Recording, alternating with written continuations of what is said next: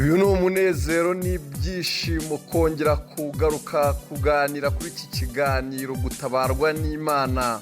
Mwene data uduteze amatwi mbanje kukuramutsa ngusuhuza mu izina ry'umwami wacu Yesu Kristo, nkwifuriza ubuntu n'amahoro bituruka ku Mana kugira ngo bikomeze kubana nawe muri byose mu izina rya Yesu. Kiganiro mugezwaho nanjye Frere Tuyisenge, Imana ikomeze kuduhana umugisha mu izina rya Yesu Kristo umwami n'umukiza wacu. Amen. Mbanje kugusuhuza muri iki gitondo cy'umugisha Uwiteka Imana yaturemeye kugira ngo tukinezererwemo. Uyu ni wa mwanya tujya tuganira ku ijambo ry'Imana, ku isaha yo gutabarwa n'Imana, ku isaha yo kugirirwa neza n'Imana, aho tujya tuvuga Imana ikora ibitangaza mu buryo bugiye butandukanye nk'uko yagiye igaragara Imana yacu ibikora. Yesu we igitondo kimwe aravuga ngo data arakora nanjye ndakora, ngo nkwiye gukora umurimo w'uwantumye hakiri ku manywa. Niko tubisoma mu ijambo ry'Imana. Rero na n'uyu munsi mwene data ndagira ngo nguhumurize umenyeshe yuko Imana na n'ubu igikora. Imana yacu na n'iyi saha iracyabasha gukora, iracyafite imbaraga zo gukora, iracyafite ubwo bushobozi bwo gukora. Rero nkwifurije umugisha uturuka ku Mana, nkwifurije amahirwe aturuka ku Mana. Wowe uduteze amatwi, Uwiteka akurebe neza kandi akwishimire kugira ngo aguhaze ibyiza biruta ibindi ubwiza. Nkwifurije ibihe byiza. Ndagira ngo dusome mu gitabo cya Yohana ibice byaho 5, duhere ku murongo waho wa 5 tugeze ku murongo wa 14, aho tugiye kuganira imigisha ibonerwa mu Mana. Turaganira ku migisha ibiri, umugisha wo mu buryo bwo mu mubiri n'umugisha wo mu buryo bwo mu mwuka. Ntago turakoresha ibyanditswe byinshi cyane, turakoresha icyanditswe kimwe kuko tuba tudafite umwanya munini kandi tuba dufite umwanya uhagije. Reka rero dusome mu izina rya Yesu. Yohana ibice 5 umurongo wa 14, kadusome mu izina rya Yesu. Ngo hariho umuntu wari ufite indwara ayimaranye imyaka 38. 6, Yesu amubonye aryamye amenya yuko amaze igihe kirekire arwaye, aramubaza ati mbese urashaka gukira? 7, umurwayi aramusubiza ati databuja, simfite unjugunya mu kidendezi, iyo amazi yihindurije nkiza undi antanga kumanukamo. Yesu aramusubiza ati byuka wikorere uburiri bwawe ugende. Muri ako kanya uwo muntu arakira, yikorera uburiri bwe aragenda. Ubwo hari ku munsi w'isabato, nuko abayuda babwira ukijijwe bati dore uyu munsi ni isabato, amategeko ntiyemerera ko wikorera uburiri bwawe. Nawe arabasubiza ati uwankijije niwe wambwiye ati ikorera uburiri bwawe ugende. Baramubwira bati uwo ninde wakubwiye ngo wikorere ugende? Ariko uwakijijwe ntiyamenye uwo ari we, kuko Yesu yari yigendeye kandi hari abantu benshi. Hanyuma y'ibyo Yesu amubonye mu rusengero aramubwira ati dore ubaye muzima, ntukongere gukora icyaha, utazabona ishyano riruta irya mbere. Mwakire neza ijambo ry'Imana. Iri ni ijambo dusomye muri Yohana ibice 5 kuva ku murongo wa 5 kugeza ku murongo wa 14, aho twumvamo ubwiru bukomeye cyane, aho tugiye kumva imigisha ibiri, aho harimo umugisha wo mu buryo bwo mu mubiri n'umugisha wo mu buryo bwo mu mwuka. Reka dushime Imana, tuyihe icyubahiro kandi tuyihe ikaze kugira ngo umwuka w'Imana abashe kudusobanurira kuri iki gicamunsi iri jambo dusomye, kuko ijambo ry'Imana ngo ibyanditswe byose ngo ntabwo bibasha gusobanuka uko umuntu wese abyishakiye, ngo ahubwo umwuka w'Imana niwe ubasha kubisobanura no kugira ngo abashe kubitwumvisha neza, kuko twubwacu nta na kimwe twabasha kwigeza. Mwami, turagushimye kubw'ubuntu bwawe, turaguhimbaje Uwiteka ukomokaho byose, niweho Mana yaremye ijuru n'isi, niwe waremye ikiremwa muntu, niwe waremye byose, niwe dukesha byose, niwe ukomokaho byose. Iri ni ijambo ryawe mwami, ryahumetswe n'umwuka wawe, rigira umumaro cyane wo kudufasha no kutugirira neza, rigira umumaro wo kuduhembura, rigira umumaro wo kudukiza, rigira umumaro wo kutuzura, rigira umumaro mwami wo kuduhesha umugisha. Turagushimye no kubw'ijambo ryawe. Reka ijambo ryawe mwami risobanurwe n'imbaraga zawe, kandi risobanurwe no kugira neza kwawe, kuko twubwacu na kimwe twakwishoboza. Nyemerera mwami dushobozwe n'ubuntu bwawe, dushobozwe n'imbaraga zawe. Urakoze kuri Imana, komeza kutugirira neza muri byose, mu izina rya Yesu Kristo umwami n'umukiza wacu, amen. Rero aha mu ijambo ry'Imana tugerageje kuganira aya magambo, aho tuganiriye amagambo ari muri Yohana ibice 5 umurongo waho wa 5 kugeza kuri 14, aho tugiye gusanga imigisha ibiri. Twumvishemo umugabo ngo wari ufite ibibazo bitamworoheye cyane, ngo hari umuntu wari ufite indwara itari mworoheye na gakeya, ariko ntabwo yari ku ndwara yo ku mubiri gusa, ahubwo ikigaragara ni uko itamubaye indwara yo ku mubiri gusa, ahubwo agaragaraho n'indi ndwara iyihishe kandi umugabo atigeze kumenya. Ariko aho ijambo riratubwiye ngo nuko Yesu ngo amubonye ku murongo waho wa 6, ngo Yesu amubonye ngo aryamye, ngo amenya yuko amaze igihe kirekire. Ndagushima Yesu ko ubasha kutwitegereza ukamenya igihe tumaze mu bibazo runaka, ukamenya n'imyaka yacu, ukamenya igihe dutinze ahantu mu byatugoye, ukamenya igihe dutinze ahantu mu byaturemereye. Ndagushima wa Mana we, ndaguhimbaje kandi izina ryawe ndihaye icyubahiro. Ngo nuko amubonye uwo muntu amwitegereje, ngo amenye neza yuko ngo icyo kibazo kimaranye imyaka 38, kandi arangije amenya yuko adafite umuntu wo kumutabara, amenya yuko adafite umuntu wo kumurengera. Haleluya, Yesu ushimwe kandi uhabwe icyubahiro. Ngo Yesu amubonye aryamye amenya yuko amaze igihe kirekire cyane. Ngo aryamye, ngo aramubaza ati ngo mbese urashaka gukira? Mwene data, rimwe na rimwe mu bitangaza tuzakira cyangwa mu bitangaza tuzahura nabyo, rimwe na rimwe Yesu ajya abasha kukubaza ngo ese urashaka iki ngiki. Niyo mpamvu ijambo ry'Imana ritubwira ngo saba uzahabwa, shaka uzabona, komanga uzakingurirwa. N'Imana ikubazana n'uyu munsi ikakubaza ngo mbese urashaka iki, mbese urashaka gukira. Yesu yari amaze kubona uriya muntu ko aryamye kuri kiriya gisaza cyo kiriya kidendezi amaze imyaka 38, ariko uravuga ngo arasanga uyu muntu ibihe ari we wabihisemo cyangwa se nta nicyo bimutwaye. Niyo mpamvu yamubajije ngo mbese urashaka gukira. Niyo mpamvu Yesu yakubona nawe uyu munsi ngo ese urashaka gukira, mbese urashaka guhindurirwa amateka, mbese urumva waba muri ubu buzima, mbese urumva hari ukundi kuntu byagenda. Abakeneye ko uvuga yego kugira ngo ugaragaze nawe ubushake. Umurongo wa 7 ngo umurwayi aramusubiza ati databuja simfite unjugunya mu kidendezi. Imana yacu ishimwe cyane. Ni mu nyumviro uyu muntu Yesu yamaze kumugeraho, Yesu yamaze kumubona. Aramubaza ngo mbese urashaka gukira? Atangiye kuzana impamvu runaka, wuko nawe uyu munsi wakubaza ngo ese urashaka gukira, ugatangira kuvuga ngo nta mashuri, nta bene wacu bakomeye, simfite n'uwandangira akazi, ese iyo modoka nayitunga gute, ese iyo nzu nayitunga gute, ese byashoboka gute, ese byanyura hehe. Ariko Yesu cyakubaza ngo ese urashaka gukira? Ijambo ni yego, ndashaka gukira. Ariko nyumvira uyu murwayi umaze imyaka 38 uri mu kibaya cy'amaganya n'agahinda, arasubiza ngo rega ntaho biri bunyure, naho bose biri buce rwose, nakubeshye nta hantu namwe ngiye mbona byanyura, naho byanaca, kuko simfite umuntu unjugunya muri kiriya kidendezi. Ngo cyari ikidendezi ngo iyo marayika yazaga agahagaramo ngo kikinduriza gatoya kuri icyo kidendezi, ngo uwatangagamo ubundi niwe wakiraga gakiza, niwe wakiraga gukira. Imana yacu ishimwe cyane kandi Imana yacu ihabwa icyubahiro.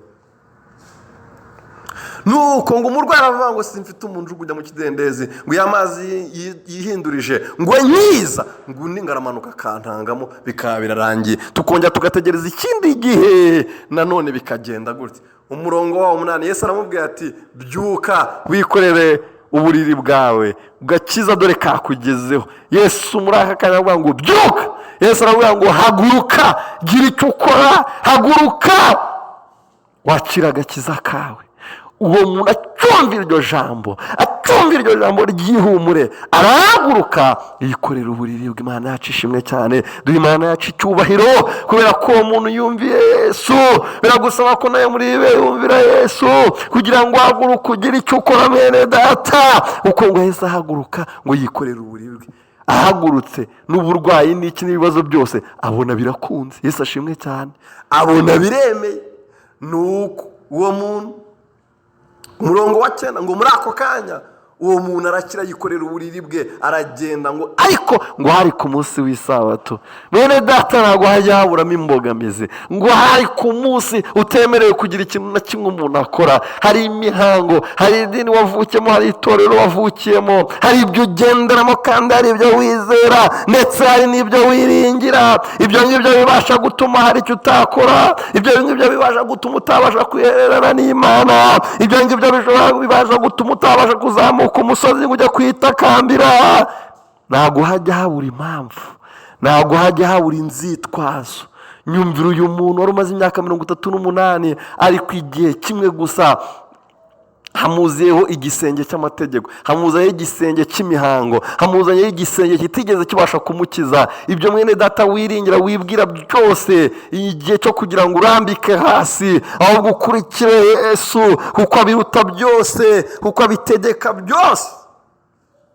Ku murongo wa 10 ngo nuko abayuda, ngo nuko umuryango, nuko mu byo bagendera, ngo abayuda babonye ukijijwe barabaza ati dore uyu munsi ni ku munsi wita sabato, kandi amategeko ntiyemera yuko umuntu agira ikintu na kimwe akora. Nibyo koko nawe mu byo ugenderamo hari impamvu yatuma utagira ikintu na kimwe ukora. Hari impamvu yatuma utazamuka umusozi gusenge, hari impamvu yatuma utarara ijoro uhamagara Imana, hari impamvu yatuma utakwiyiriza kubera aho ukomoka, kubera umuryango w'ibyo ugenderamo. Ariko mwene data ndagira ngo ngutangarize ko ibi bihe ni igihe cyo gushaka mu maso y'Imana. Ibi ni ibihe byo guhura na Yesu kugira ngo yongere kugukorera imirimo n'ibitangaza, kandi yongere kukwambika izindi mbaraga mu buryo budasanzwe. 11 ngo nawe arabasubiza ati wanyijije niwe wambwiye ibi ngibi. Yesu ashimwe cyane. Mwene data hari uwagukijije, mwene data hari uwo wiringiye, uwo ni ukubwira ngo nshaka, uwo ni ukubwira ngo muze twihererane, uwo ni uza kukubwira ngo rega ntago ari ngombwa ibyo kuziririza imisi n'ibindi byo byose byita amazina, ahubwo ngo unyegere unshakane, dore nkunda bankunda kandi abanshakana umwete bose bazambona. Nyine unyegere rwose uzambona, kandi nunshaka uzambona mwene data. Uko niko ijambo ry'Imana rikubwira. Mwana yacu ishimwe cyane. Nawe arabasubiza ati wangije niwe wabwiye ngo nikore nanjye ndagije ndabikora. Baramusubiza ati uwo nguwo ninde wakubwiye ngo wikorere? Uwo ninde wa deviya ayo mategeko twashyizeho, yari amategeko y'abantu atatesheje umutwe? Ngo ariko wakijwe ntiyamenye uwo ari we, kuko Yesu yari yamaze kwigenda ngo kandi hari abantu benshi. Umva ku murongo wa 14 mwene data, tumaze kumva umugisha wa mbere, ubasha gukizwa mu buryo bw'umubiri, wabasha kuruhurwa, wabasha kubona amafaranga, wabasha kubona imigisha myinshi n'ibindi bigiye bitandukanye. Ariko umva umugisha wa kabiri ukomeye cyane mu buryo budasanzwe. 14 hanyuma y'ibyo Yesu ngo yigire mu rusengero, ngo abona wa muntu wabaye muzima, ngo nuko aramwitegereza. Sasome ku murongo wa 14 muri iki gice, ibice 5 Yohana ku murongo wa 14. Ngo Yesu ari mu rusengero, ngo agiye kubona, ngo abona wa muntu wakijijwe. Mwene data, ni byiza ko tujya mu rusengero, ni byiza ko tujya guterana n'abera, ni byiza ko tuboneka mu nzu y'Imana. Ngo nuko wa muntu Yesu abye ngo yikorere uburiri, wari umaze imyaka 38 yabonye yakira igitangaza. Byarashoboka ko yari yakira igitangaza hanze y'urusengero, byarashoboka ko yaba yaracyakiriye ku musozi, yarangiza akavuga ngo ubu ngubu ngiye kujya gushaka Yesu ku musozi, akagomeza zerera, kuko igitangaza n'ubundi ntiyari yakiboneye mu rusengero, n'ubundi imyaka 38 urwo rusengero yari yararugiyemo, ariko ntiyari yakabona igitangaza kiwe, ahubwo igitangaza cyo gukira k'umubiri yakiboneye ku kidendezi. Yahuye na Yesu mu butayu, yahuye na Yesu ari ku musozi, ariko ahangaha ijambo rituvuga ko bahuriye ku kidendezi, bahuriye ku mazi. Nyamara muri ibi bihe amazi yahoze akora imirimo n'ibitangaza, ngo Imana yahoze ikirisha abantu amazi, kujya mu mazi, ariko ubu ngubu bibwiye ab'iki gihe, abanyabwenge b'iki gihe bakubwira ko ari ubupfu, ariko ijambo rirambwira ngo ubupfu bw'ibibwirizwa nibyo yadukirishije. Ibyo ni Imana yacu, ibyo twita twebwe, ibyo dufite amazina twabyise y'ibifite ukundi byita, ariko uyu muntu nubwo yari yakiriye igitangaza cyo mu guhurira na Yesu hanze y'urusengero no kuba yaramutegereje, ko ntibyamuhujije kujya mu rusengero. Nyumvira rundi mugisha wa kabiri yakira amaze kugera mu rusengero, ngo nuko Yesu uwo muntu amwitegereje, ngo amubonye ari mu rusengero, baravuga ngo oke, wakiriye igitangaza cyawe uri hanze y'urusengero. Ubwo ugeze mu rusengero noneho ibyaha byawe ugize gute? Urabibabariwe. Ijambo ry'Imana riravuga ngo tuzababarira ibyaha, ngo ibyo byaha byose tuzababara, ngo bizaba bibabariwe. kandi Imana yacu ishimwe cyane. Yesu wahuriye ari yabashije kumukiza. Mwene data wajya hakurya no hino, wabasha guhura n'abakozi Imana wabasha guhura n'abahanuzi bakaguhanurira, wabasha guhura n'abagusengera bagakira, ariko hari undi mugisha twakirira mu nzu y'Imana. Mwene data ngo nuko ageze mu nzu y'Imana, ngo Yesu aramubwira ngo uramenye rero, kuva uyu munsi dore ubakijijwe, kuva uyu munsi dore ubaye mushya, kuva uyu munsi rwose ubaye muzima. Imana yacu ishimwe cyane. Ese uyu muntu Yesu arakubwira ngo abaye muzima, n'ubundi nacyagera bayatandukanye, amubwiye ngo dore ubaye muzima, ngo ariko arangije aramubwira ngo uramenye nukongere gukora ikindi cyaha, ngo utazabona ishyano rirutiringire. Mwene data, umugisha uboneka mu nzu y'Imana, umugisha uboneka mu gutorana n'abera, aho uyu mugabo yakiriye agakiza, yakiriye gukizwa, kiri igitangaza cye, akajya ku kidendezi, yaza mu rusengero akongera akakira undi mugisha wa kabiri, akakira gukira mu buryo bwo mu mwuka, yari yakize mu buryo bwo mu mubiri, akagenda noneho abohotse, akagenda ashima Imana, akagenda ahimbaza Imana mu buryo budasanzwe. Imana yacu ishimwe cyane. Kugira ngo dusoreze ahangaha, mwakire neza ijambo ry'Imana, aho tubonye umugisha wo gukira mu buryo bw'umubiri n'umugisha wo gukira mu buryo bwo mu mwuka. Mwene data, niba waramaze kwakira Yesu Kristo nk'umwami n'umukiza wawe, ndagira ngo muri aka kanya dusengane kandi ukomeze kongera gushaka mu maso h'Imana, kugira ngo Imana ibashe kuguhembura. Imana ibasha guhembura umubiri, igahembura n'ubugingo.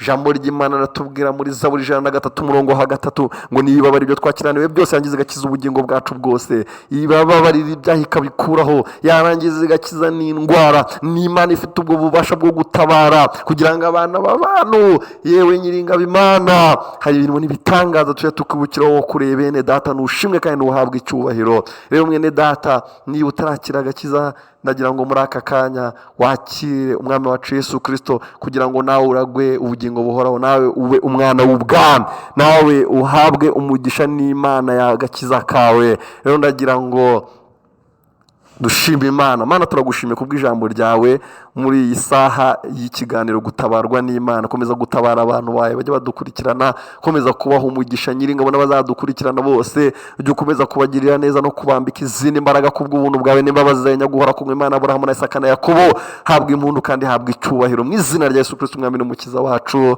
amen. Rero mwene data ukidukurikiye, turagira ngo niba utarakira Yesu Kristo umwami n'umukiza wawe, uka kanya ugafate nk'umugisha uhawe. Subiremo aya magambo ngo mwami Yesu, nshiye bugufi imbere yawe, mbabarira ibyaha byanjye n'ibicumuro byanjye, weza umutima wanjye, weza ubugingo bwanjye. Amazina yanjye yandikwe mu gitabo cy'urupfu, yandikwe mu gitabo cy'ubugingo. Ndizera ko Imana yazuye Yesu ubwo yapfiraga ibyaha byanjye. Kuva uyu munsi mbaye icyaremwe gishya. Mazina yanjye reka mwami abe mu gitabo cyawe cy'ubugingo no mu bana b'abaraganywa b'amasezerano. Nyambika imbaraga zawe kubw'ubuntu bwawe n'imbabazi zawe nyinshi mu izina rya Yesu Kristo umwami n'umukiza wacu. Mwene data, rero turakwifuriza gushaka itorero rikwegereye kugira ngo ujye uterana n'abera, mufatikanye guhimbaza Imana no kwagura ubwami bw'Imana mu izina rya Yesu Kristo w'i Nazareti. Icyubahiro kibi cy'Imana none iteka ryose, amen. mwe mukomeje kujya mudukurikira kuri channel yacu ya Frere Tuyisenge, komeze gushyigikira umurimo w'Imana kugira ngo ubutumwa bwiza bukomeze kugera no ku mpera y'isi. Ukora share, ubukuraho hano, ubasha kuguherereza inshuti zawe ziri hirya no hino hagiye hatandukanye. Imana ikomeze kubaho umugisha cyane kandi no kubagura mu izina rya Yesu Kristo Mwami n'Umukiza wacu. Mwami dusengeye no kugira ngo ukomeze kuyagura muri byose mu izina rya Yesu Kristo w'i Nazareti. Amen.